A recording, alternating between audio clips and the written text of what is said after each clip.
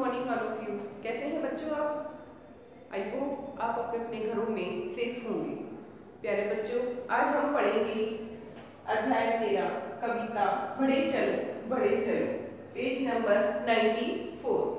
बच्चों, इस कविता में हमें बढ़े चलो जैसे कि कविता के नाम से, शीर्षक से ही हमें पता चलता है कि हमें अपने जीवन में आगे बढ़ते रहने की शिक्षा मिल रही है, कि हमें अपने जीवन में रुकना नहीं है और हमेशा आगे बढ़ते रहना है। क्योंकि जीवन का अर्थ ही क्या है बच्चों? आगे बढ़ना। प्रकृति का कण कण हमें आगे बढ़ने की ही प्रेरणा देता है। जैसे कि बच्चों, नदी हमेशा बहती रहती है, उसी प्रकार पेड़ पौधे भी क्या है? हमें विकास की ओर आगे बढ़ते रहने के लिए अग्रसर करते हैं। प्रकृति का संदेश ही ये है कि प्रत्येक परिस्थिति में, चाहे हमारे सामने कोई किसी भी प्रकार की कोई बाधाएं आ जाए, हमें हमेशा आगे बढ़ते ही रहना है। निरंतर आगे बढ़ते रहने वाला ही व्यक्ति ही अपनी मंजिल को पहुंच जाता है। बच्चों, अनेक ऐसे व्यक्ति हुए हैं जो अपने जीवन में सफल हुए हैं, तो वे हमेशा अपने जीवन में आगे ही बढ़ते रहे हैं, कभी रुके नहीं हैं और फिर उन्होंने सफलता को प्राप्त किया है। आओ बच्चों, इस कविता को हम पढ़ते हैं। बढ़े चलो। न हाथ एक शस्त्र हो, न हाथ एक अस्त्र हो। देखो प्यारे बच्चों, इस पाठ में हम कविता में पढ़ेंगे कि हमें हर एक परिस्थिति में, चाहे हमारे पास कोई साधन है या फिर नहीं है, लेकिन हमें अपने जीवन में रुकना नहीं है। न हाथ एक शस्त्र हो। शस्त्र शब्द का अर्थ है बेटा हाथ से चलाए जाने वाला हथियार। न हाथ एक अस्त्र हो, और अस्त्र शब्द का अर्थ है जो फेंक कर चलाए जाते हैं हथियार। जैसे शस्त्र तलवार वगैरह हुई, और अस्त्र वगैरह जैसे बंदूक की गोली फेंक कर चलाई जाती है, वह अस्त्र में आएंगे। न अन्न नीर वस्त्र हो। न तो हमारे हाथ में किसी भी प्रकार का कोई शस्त्र हो, न ही हमारे हाथ में किसी प्रकार का कोई अस्त्र हो। न अन्न मतलब न भोजन हो हमारे पास, न नीर का अर्थ है जल, वस्त्र हो, और न ही हमारे पास भोजन हो, न जल हो और न ही वस्त्र हो। हटो नहीं, डरो नहीं, बढ़े चलो। इस कविता में कवि कह रहा है कि चाहे हमारे पास किसी भी प्रकार का कोई भी साधन नहीं है, न हमारे पास अन्न है, न वस्त्र है, न शस्त्र है और न ही अस्त्र है, लेकिन हमें किसी भी परिस्थिति में रुकना नहीं है। आगे देखेंगे बच्चों। रहे समक्ष हिम शिखर, तुम्हारा प्रण उठे निखर। आगे कवि क्या कह रहा है बच्चों? रहे समक्ष हिम शिखर। यदि आपके सामने, समक्ष शब्द का अर्थ है सामने, हिम शिखर, हिम का अर्थ है बर्फ और शिखर का अर्थ है चोटी।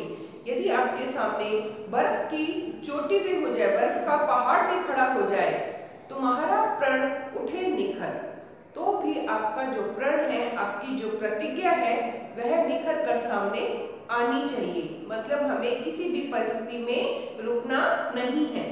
भले ही जाए जन बिखर, या फिर कोई भी जन बिखर जाए, कोई भी मनुष्य अपने आप को पूरी तरह से समर्पित कर दे, तो भी हमें रुकना नहीं है। रुको नहीं, झुको नहीं, बढ़े चलो।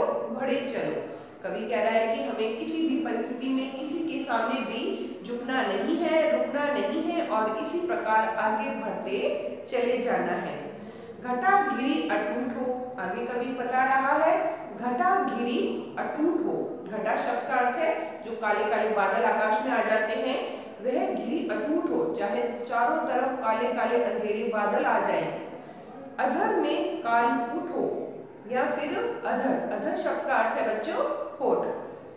कालकूट शब्द का अर्थ है विष या फिर जहर।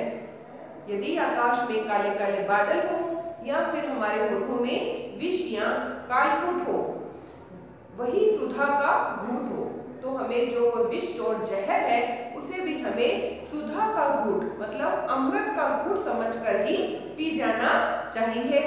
जिए चलो, मरे चलो, बढ़े चलो। आगे कवि कह रहा है यदि जीना पड़ जाए या मरना भी पड़ जाए, तो भी हमें रुकना नहीं है और इसी प्रकार अपने जीवन में आगे बढ़ते चले जाना है।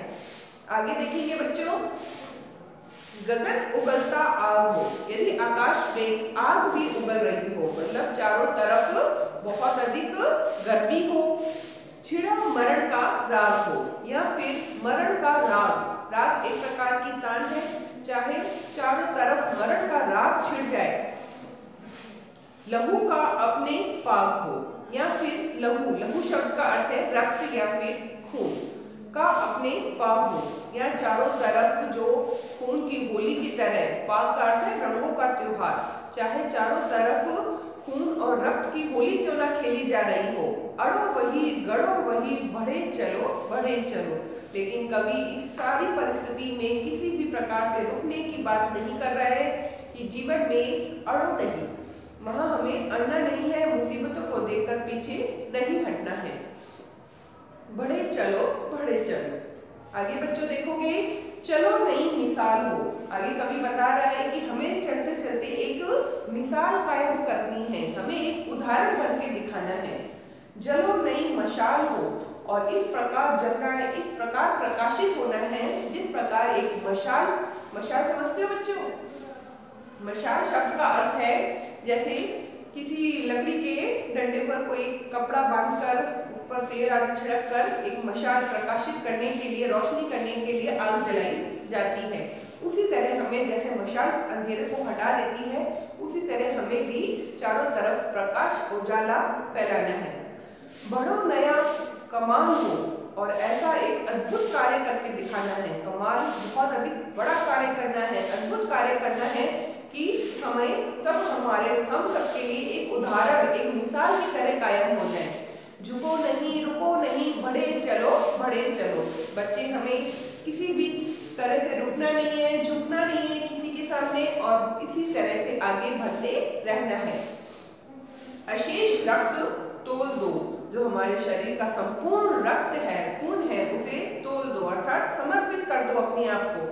स्वतंत्रता का मोल दो, स्वतंत्रता हमें जो आजादी मिली है उसका आपको मोल देना है, उस आजादी को हमें यूं ही नहीं गंवाना है। कड़ी युगों की खोल दो, आगे कवि कह रहा है कि हमें युगों से जो बंधन बन चले आ रहे हैं, कड़ी शब्द का अर्थ है बंधन, जो युगों से जो बंधन है हमारे ऊपर, उन्हें हमें खोल देना है। डरो नहीं मरो नहीं, बढ़े चलो। आगे कवि कह रहा है हमें किसी भी परिस्थिति में डरना नहीं है, मरना भी नहीं है, आगे हमें जीवित रहकर अपनी हर एक बाधा का सामना करना है। आगे बढ़े चलो। बच्चों, आपने बहुत अच्छी कविता पढ़ी, बढ़े चलो। आशा करती हूँ कि आप सबको यह कविता बहुत ही अच्छी तरह से समझ में आ गई होगी।